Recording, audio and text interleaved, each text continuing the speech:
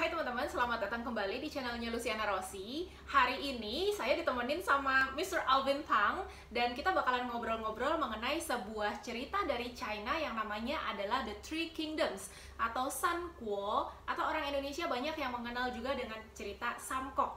Siapa dari antara teman-teman yang pernah nonton serialnya? Nah, serialnya ini sempat dibikin 3 kali ya. Dari tahun 1994 ada serialnya, berapa episode ya? 95 episode itu seri yang 2010. Iya. Yang tahun 94 pernah ada 94 seri yang sebelumnya. Itu kalau nggak salah jumlah episodenya lebih pendek. Kemudian dibikin lagi tahun 2010. Asli bagus banget yang tahun 2010. Total ada 95 episode. Kemudian tahun 2017 dibikin lagi serialnya. Nah itu udah modern banget. Nah kita sendiri udah sempat nyobain nonton tiga-tiganya ya. Yeah. Cuma paling favoritnya adalah versi yang 2010. Kenapa versi 2010? Ya, pertama itu dibuat lewat famous university. Mungkin semua professors mereka join to bikin ini. Ya. Dan itu investasi 30 juta dolar. Yeah. Jadi total cost yang dikeluarkan untuk membuat serial San Kuo itu di tahun 2010 adalah 30 juta dolar. Bayangin 30 juta dolar. Kalau secara rupiah berapa tuh ya 30 juta dolar? 30 juta. Sekitar 500 miliar, 500 M. Setengah T untuk bikin movie. Dan itu di 2010 tahun 2010. Iya.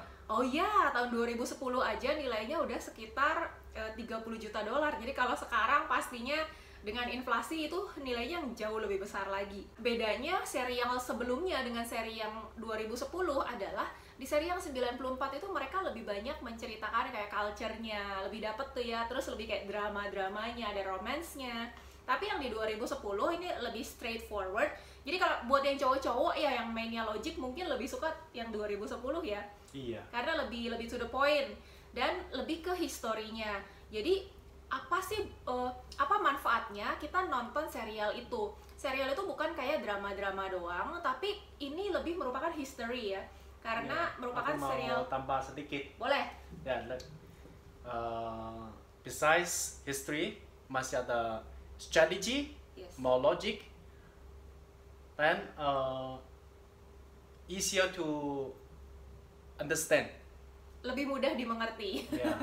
Oke, ya. Jadi di situ banyak strategi-strategi untuk mereka berperang. Kemudian bagaimana mereka para pemimpin-pemimpinnya itu bisa membaca beberapa langkah ke depan, kira-kira apa yang akan dilakukan oleh musuh-musuhnya. Juga mereka pinter memilih mana yang bisa serving mereka. Jadi pilih ahli strateginya, pilih jenderal untuk perangnya, itu benar-benar seru banget dan bisa relate banget sama bisnis kita. Apalagi bisnis network marketing itu banyak berhubungan dengan orang-orang. Kita juga mesti pinter-pinter membaca kepribadian orang dan bagaimana memaksimalkan orang-orang dengan masing-masing kelebihan dan kekurangannya. Iya. Sebenarnya San Kuo itu cerita mengenai apa sih? History. Ya, jadi San Kuo itu kalau diterjemahkan ke bahasa Indonesia adalah 3 kerajaan. Jadi ini terjadi benar-benar setelah dinasti Han runtuh, gantinya itu adalah 3 kerajaan atau San Kuo. Itu ada kerajaan pertama namanya kerajaan Wei. Yes. Wei, dan kerajaan kedua namanya kerajaan Wu. Kerajaan ketiga Shuhan. Ya, Shuhan ini uncle-nya kaisar sebelumnya ya. Iya, betul. Ya, jadi ada 3 kerajaan itu, masing-masing 3 kerajaan ini berusaha untuk ada yang lebih ke defense, ada yang 2 ini maunya ekspansi untuk menyatukan semuanya. Jadi mereka mau conquer the whole world. Pada saat itu mereka pikir 3 kerajaan itu ya itulah the whole world-nya mereka. Because of that, so this is mainly talk about these three the history about these 3 countries, all 3 kingdoms. Nah, masing-masing karakternya itu menarik sekali. Yeah. Untuk kerajaan yang utara, yang Wei itu rajanya namanya Cao Cao. Kalau yang di Shuhan Liu Bei. Liu ini. Bei. Nah, dan kerajaan yang satunya lagi kerajaan Wu Sun itu Quan. Sun Quan yang paling muda ya. Ya. Siapa kamu suka paling suka? Kalau aku paling suka yang Liu Bei. Liu Bei. Kenapa nih? Liu Bei itu aku belajar banyak dari sejarahnya. Jadi pertamanya itu Liu Bei adalah yang paling kecil dari semuanya. Kalau Cao Cao itu memang dimodalin sama bapaknya, jadi dia udah punya modal duluan, udah besar duluan. Yang Sun Quan yang paling muda itu, dia juga mewarisi kerajaan tersebut dari bapaknya dan dari kakak laki-lakinya, sehingga ya memang dia jadi king di situ paruan karena dia mewarisi. Tapi Liu Bei itu dari nol bener-bener, dan dia 20 tahun itu selalu kalah lagi gitu. Sampai akhirnya dia mencari ahli strategi. Jadi zaman dulu itu raja-raja pada punya ahli strateginya masing-masingnya. Tiap kerajaan kayak punya beberapa ahli strateginya untuk strategi perangnya. Mereka scholar gitu deh, orang yang pendidikannya tinggi, mereka mempelajari dari dinasti-dinasti sebelumnya strategi perangnya kayak Sun Tzu. Dan setelah 20 tahun jadi yang paling bontot, Liu Bei ini dia akhirnya ketemu dengan yang namanya Zhuge Liang. Nah, Zhuge Liang juga bukannya easily dia ambil jadi ahli strateginya, tapi dia harus datang 3 kali datang ke rumahnya. Iya, ini sangat impresif. Di waktu itu Liu Bei di tempat sana mungkin paling atas, posisi paling atas. Tapi orang ini Zhuge Liang cuma satu petani aja.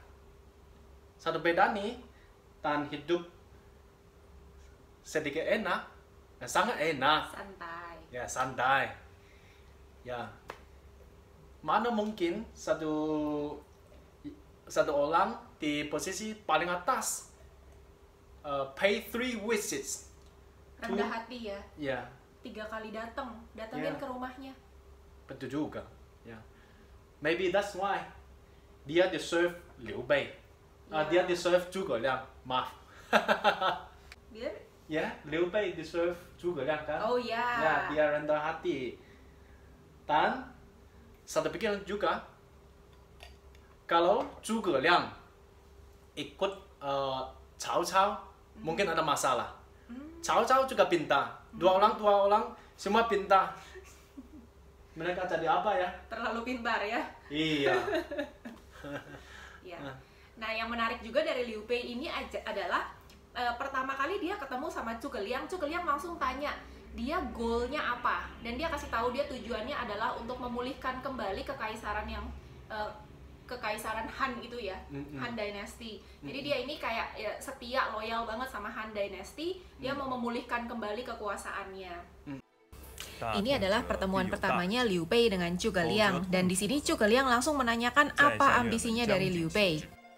Dan Liu Bei pun menjelaskan maksud besar dia untuk menjalankan perintah dari kaisar bahwa dia ingin menyatukan seluruh kerajaan dan melawan pemberontak-pemberontak. Tapi kenyataannya dia justru udah kalah berkali-kali, udah kehilangan rumah berkali-kali, terlantar berkali-kali, bahkan udah sampai kepengen bunuh diri. Dia bilang dia malu mau kasih tahu itu, tapi karena itulah dia akhirnya udah mengunjungi pondok tersebut 3 kali, dan dia minta tolong ke Zhuge Liang untuk ngajarin dia strategi yang baik.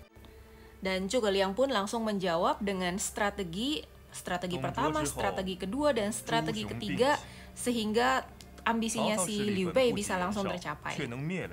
Kalau langkah ini semuanya dilakukan satu persatu, maka dalam 10 tahun pertama dia akan jadi penguasa terkuat, dan dalam 10 tahun berikutnya Han Dynasty bisa dipulihkan kembali. Setelah Zhuge Liang menjelaskan step by step strategi ini, Liu Bei lumayan kaget karena cuma 20 tahun aja bisa terwujud semua ambisinya. Sedangkan dia udah 20 tahun kalah melulu. Jadi dia kayak ada harapan gitu. Bahkan sama Zhuge Liang langsung ditunjukin di peta step by stepnya daerah-daerah mana yang harus ditaklukkan lebih dulu, kemudian geraknya ke arah mana sampai step yang terakhir. Di sini Liu Bei benar-benar shock. Nah, kira-kira apa reaksinya Liu Bei? Apa yang dilakukan Liu Bei berikutnya? Menarik sekali, si Liu Bei yang saat itu sudah jenderal dan dia punya pasukan, dia merendahkan dirinya, bahkan sampai berlutut di depannya Zhuge Liang, dan minta Zhuge Liang untuk meninggalkan hidupnya yang sudah nyaman itu untuk ikut membantu Liu Bei mewujudkan ambisinya. Liu Bei bahkan berjanji bahwa dia akan seumur hidupnya merespek Zhuge Liang sebagai gurunya. Liu Bei bahkan sampai memohon supaya Zhuge Liang mau ikut. Kira-kira Zhuge Liang mau ikut Liu Bei nggak? Sebenarnya ahli strategi secerdas Zhuge Liang, dia pada saat itu bisa dibilang nomor 1 di dunia, otaknya bisa aja ikut sama penguasa yang udah jauh lebih besar. Tapi karena Liu Bei meskipun pada saat itu dia yang paling kecil dari antara 3 kerajaan itu, tapi dia mau ikut Liu Bei karena mungkin dia mendapatkan respect ya dari Liu Bei. Nah, dari kejadian di hari ini, Zhuge Liang mulai turun gunung, sejarah totally berubah. Seru banget. Nah, di hari itu juga Zhuge Liang langsung memutuskan untuk ikut dengan Liu Bei.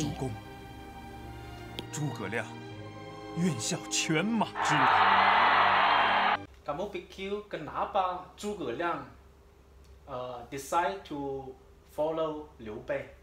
Karena Liu Bei bilang bahwa Liu Bei akan menganggap Zhuge Liang sebagai gurunya seumur hidupnya dan akan ikut word by word seumur hidupnya.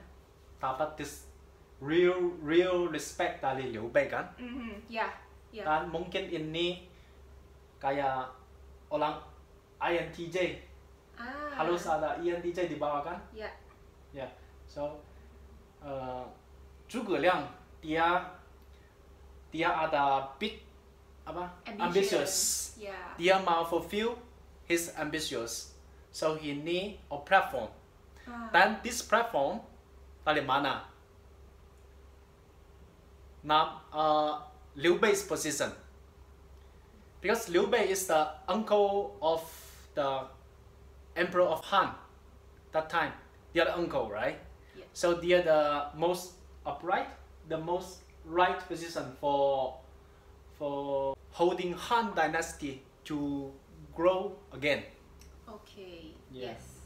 Nah, dan memang benar-benar ketika Zhuge Liang ikut dengan Liu Bei, nah itu kayak cuma beberapa tahun aja setelah 20 tahun kekalahan berturut-turutnya Liu Bei. Nah, begitu Zhuge Liang ikut, dia bikin strategi-strateginya, Liu Bei ikutin persis seperti itu. Hanya dalam beberapa tahun aja Liu Bei jadi yang terbesar area kekuasaannya dari ketiga kerajaan tersebut. Liu Bei dari yang zero banget jadi paling besar. Nah, unfortunately ketika Liu Bei abis itu areanya paling gede, dia menobatkan diri sebagai kaisar, sebagai emperor, dia jadi tidak teachable lagi sama gurunya. Janji yang dia bilang di awal dia akan listen word by word ke Zhuge Liang itu dia nggak penuhi, karena ketika dia udah posisi kaisar, dia merasa bahwa ini nggak cocok di kuping dia nggak ikutin. Jadi dia lebih stubborn, dia ikut dengan apa yang dia pikir benar. Bahkan ketika mau berperang, dia mau berperang melawan yang selatan, Zhuge Liang dan satu jenderalnya yang sangat setia sama dia bilang, lawan kita harusnya yang utara bukan yang selatan. Tapi dia tetap ngotot mau lawan yang selatan. Akhirnya terjadi kekalahan besar-besaran dan Liu Bei sendiri bahkan hampir mati di kejadian tersebut. Akhirnya bisa balik lagi ke Chengdu, ke dia punya capital city, itu pun dengan bantuan Zhuge Liang. Nah, itu dari Baidicang, dia mati di Baidicang, bukan Chengdu. Oh, Baidicang. belum nyampe ke Chengdu ya? Iya, nggak bisa pulang. Iya. Oke, bahkan dia nggak bisa pulang ke ibu kotanya, cuma sampai Baidicang. Terus si Zhuge Liang yang samperin ya. Zhuge Liang dan anak dia, Atau. Pergi ke sana. Ketemu Dapat sana. last view. Yes. Sempat ketemu pas udah detik-detik terakhir kehidupannya Liu Bei. Dan di situ Liu Bei bilang ke Zhuge Liang kalau dia benar-benar nyesel dari hatinya sakit banget karena dia sadar selama dia ngikutin word by wordnya Zhuge Liang dia sukses besar, tapi ketika dia udah jadi kaisar dia nggak dengar-dengaran lagi, maka buyar semuanya dan dia betul-betul nyesel, dia betul-betul sakit, tapi it's too late. Nah, ini adalah penobatan Liu Bei menjadi kaisar, dan ini juga merupakan hari titik balik sikapnya si Liu Bei yang sudah tidak lagi mau mendengarkan apa kata Zhuge Liang. Dia udah mulai stubborn, mulai tinggi hati, nggak mau dengar lagi apa kata ahli strateginya. Termasuk juga ketika Zilong, salah satu jenderalnya yang sangat loyal sama dia, merimain atau mengingatkan dia mengenai tujuan utamanya untuk menaklukkan yang utara instead of yang selatan, dia malah nggak senang dan nggak mau dengar juga. Di sini Chu Keliang juga memberikan argumentasi kenapa 4 alasan si Celong itu benar, jangan nyerang kerajaan yang selatan, justru harus beraliansi dengan yang selatan untuk ngelawan yang utara. Tapi tetap Liu Bei nggak mau dengar. Padahal sudah terbukti strategi demi strateginya Chu Keliang itulah yang membawa kemenangan demi kemenangan buat Liu Bei sehingga dia bisa jadi yang terbesar dari antara 3 kerajaan. Tragis, inilah hasilnya, tragedi, Liu Bei kalah besar, ratusan ribu tentaranya mati semua, dan dia sendiri nyaris tewas. Ini Chu Keliang datang bersama dengan anaknya Liu Bei, tapi dia sudah detik-detik terakhir, udah hampir meninggal ini. Di sini Liu Bei bilang ke Kong Ming betapa ini merupakan pelajaran yang sangat menyakitkan buat Liu Bei. Dia bilang 20 tahun lalu waktu pertama kali dia ketemu dan minta pertolongan dari Chu Keliang, dia dengerin kata-kata Chu Keliang kata per kata.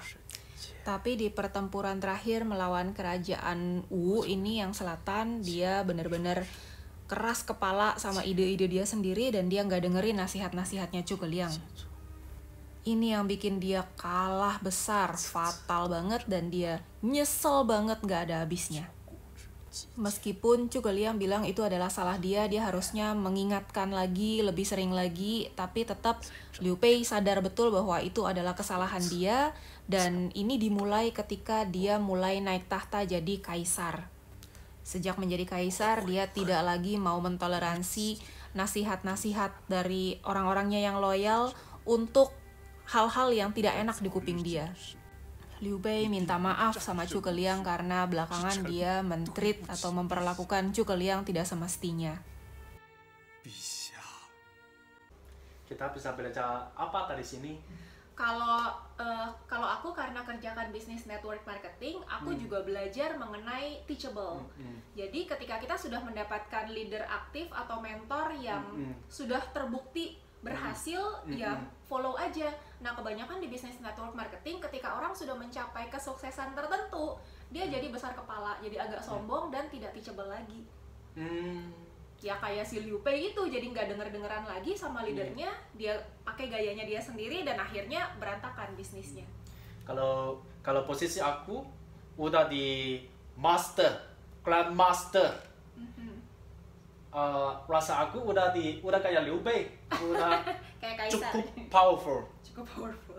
Dari mana aku bisa dapat ilmu, dapat belajar dari mana? Oke, kalau di bisnis yang bisnis network marketing yang kita jalanin, bisnis online BGS, sebenarnya kita masih bisa belajar banyak dari leader aktif di atas kita, termasuk juga bahkan sampai ke Pak Larry. Nah, selain itu juga kita bisa banyak belajar dari buku-buku yang ditulis oleh orang-orang yang sudah sukses duluan. Ya, betul. Banyak orang nggak mau baca buku. Nah, mengenai baca buku ini juga menarik. Di Sun Quo juga ada cerita mengenai baca buku ya.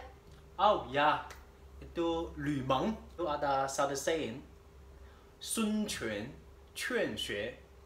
Maksud itu Sun Quan itu apa? The king, the emperor of Wu. Ya, kerajaan yang di selatan ya. Ya, dia persuade to study. Direct translation. That means Sun Quan persuade Bunyadia General Lu Meng to study. Itu sangat terkenal juga. Betul. Jadi ada kerajaan yang di selatan itu, kerajaan Wu. Rajanya adalah Sun Quan. Sun Quan itu yang muda ya. Nah, dia punya jenderal namanya Lu Meng. Lu Meng itu namanya juga jenderal, kan dia maunya fight, maunya perang aja. Disuruh belajar dong sama si Sun Quan, sama rajanya. Terus dia bilang, mana ada waktu belajar, sibuk. Dan Sun Quan bilang apa dong? Sun Quan bilang, yang siapa lebih sibuk mungkin. Ya. Betul. Jadi Sun Quan itu kan kingnya ya, rajanya, kerjaannya pasti jauh lebih banyak, tapi dia selalu meluangkan waktunya setiap hari untuk baca gulungan-gulungan atau puisi-puisi dan strategi-strategi perang dari pendahulu-pendahulunya. Jadi yang sesibuk Sun Quan aja bisa meluangkan waktunya untuk belajar, apalagi jenderal gitu. Dan posisi dia, udah posisi jenderal itu harus mempelajari strategi-strategi perang yang udah ditulis sama pendahulu-pendahulu dari dinasti sebelumnya. justru karena posisinya udah tinggi itu makanya harus belajar, harus berbeda dengan yang prajurit-prajurit. Tapi kalau aku udah sukses, kan sukses, dan aku sangat mau belajar, tapi aku nggak punya waktu. Masalah di mana ya? Time management dong.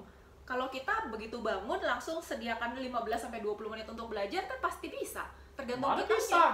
Tanglai aku selalu tanya, yuk ikuti aku buat apa presentasi dong. Nah, bagaimana nih? Kalau aku, jadwal aku yang tentuin. Jadi bukan ditentuin sama downline aku yang punya time management. Aku punya waktu untuk belajar, untuk income producing activity buat kegiatan-kegiatan aku sendiri. Begitu ada slot-slot yang kosong, baru downline aku bisa booking. Jadi bukan mereka yang menentukan jadwal aku. Ya, betul juga. Ya, banyak cerita yang menarik lagi dari Three Kingdoms. Kita akan ceritain lagi mengenai Zhuge Liang, mengenai raja yang Cao Cao dan raja yang Sun Quan di video-video yang berikutnya. Sekarang aku masih bingung ya. Kalau jadi business leader, ya kita harus ada poin-poin apa ya di video ini, kita dapat apa dari video ini? Banyak sekali. Ini kalau diceritain dalam satu video kayaknya nggak bisa selesai deh. Persat rendah hati, satu Rendah kan? hati, Ya, ya. aku ingat rendah hati. Yes. Uh, Teachable. ya, teachable. Yes. Dan ingat Liu Bei, contoh Liu Bei. When he's teachable, sangat sukses. Ya. When he's not teachable again, Mati. mati, langsung ke mati. Ya, mungkin sekarang kita bukan mati. Bisnisnya mati. Ya, hidup kita masih live, bukan, tapi bisnis mungkin turun sampai mati. Iya, betul. Atau kita sangat sibuk. Ya. Yang tiga harus belajar. Right. Kalau kita udah di posisi sangat tinggi, harus belajar kan? Iya, kayak Limang. Ya. 3 poin aku dapat dari video ini. Oke. Bagaimana kamu? Kayaknya mesti nonton dulu deh baru bisa jawab deh. Oke. Silakan join with us, nonton Samku. Thank you Alvin buat sharing-sharingnya. Kita lanjutin lagi cerita mengenai Zhuge Liang dan tokoh-tokoh lainnya di video yang berikutnya. Bye, kita mau ngeteh dulu.